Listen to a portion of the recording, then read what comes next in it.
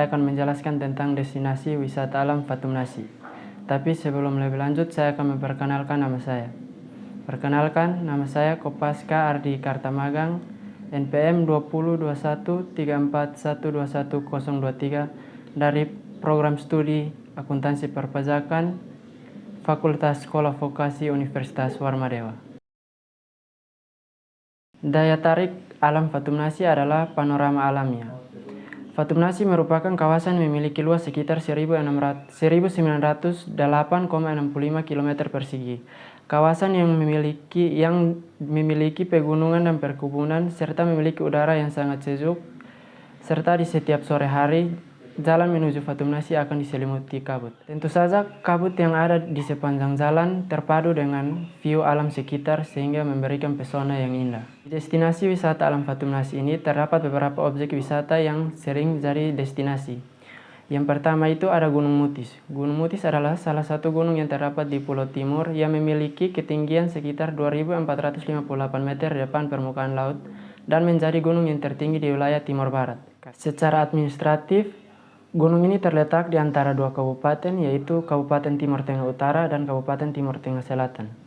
Di kaki gunung dihuni oleh salah satu suku tertua di NTT, yakni suku Dawan. Suku ini menganggap kawasan ini cukup penting karena mereka menggunakan hidup mereka dari mata air yang berada di kaki gunung. Lazimnya, mereka menyebut sumber mata air ini sebagai Oek Kanaf atau air batu. Untuk melakukan pendakian ke puncak gunung diperlukan persiapan yang prima.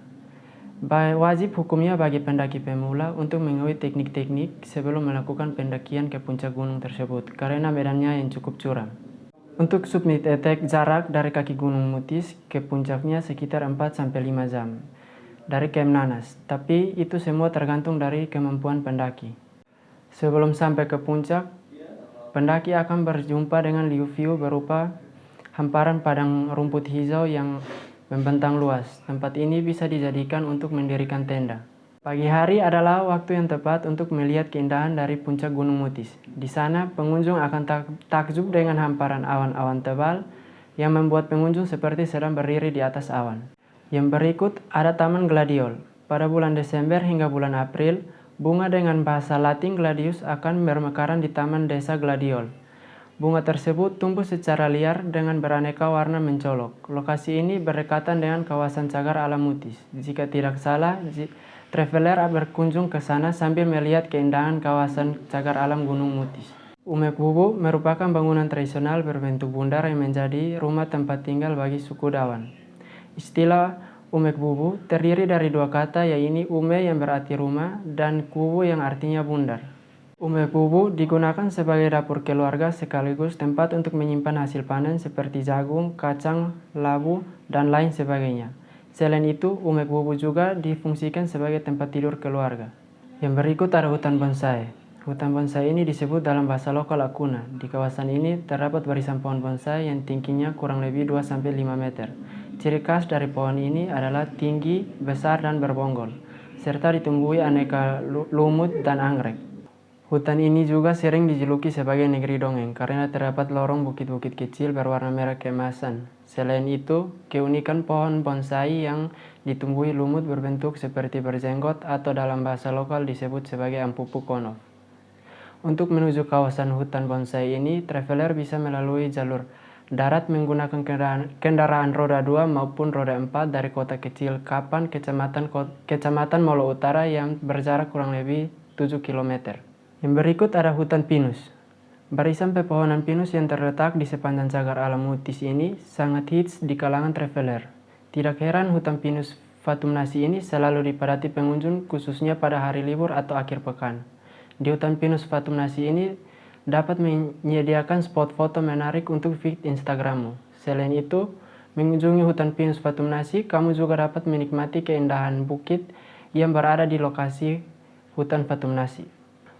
Yang berikut ada informasi tentang jam buka Fatumnasi. Untuk berwisata di kawasan alam Fatumnasi ini, pengunjung tidak perlu khawatir untuk soal jam buka. Lokasi ini terbuka 24 jam untuk dikunjungi, apalagi di sana sudah ada penginapan yang dikelola oleh kepala adat atau juru kunci gunung.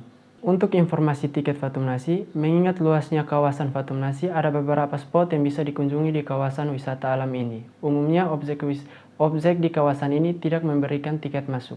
Untuk informasi fasilitas, penginapan di Fatumnasi disediakan homestay lokal. Di sana terdapat penginapan homestay Lopomutis yang bangunannya berbentuk lopo-lopo dengan atap alang-alang. Setiap kamarnya tersedia 3 tempat tidur yang bisa diisi oleh 3-6 orang. Harga yang ditaruhkan adalah 200.000 per malam. Di penginapan ini, pengunjung kadang dipersilakan untuk memasak sendiri di dapurnya, karena memang tidak ada warung apalagi fasilitas restoran di desa itu.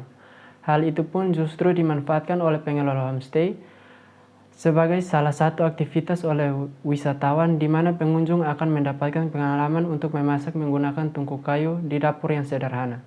Untuk lokasi Fatumnasi, berada di Kecamatan Fatumnasi, Kabupaten Timur Tengah Selatan, Pulau Timur, Provinsi Nusa Tenggara Timur. Rute menuju Fatumnasi memang tidak gampang bagi wisatawan yang memulai perjalanan dari Kupang bisa menempuh waktu 2-3 jam untuk sampai di ibu kota Kabupaten Timur Tengah Selatan yaitu Kota Soe. Jalan dari Kota Soe menuju Fatumnasi sekitar 35 km. Jalan menuju Fatumnasi didominasi oleh panorama alam dan kabut yang sangat indah, meskipun beberapa titik masih banyak kondisi jalan yang belum optimal. Namun, perjalanan menuju Fatumnasi sangat menyenangkan ditambah dengan keramahan penduduk sekitar. Sekian yang dapat saya jelaskan dari destinasi wisata alam Fatumnasi.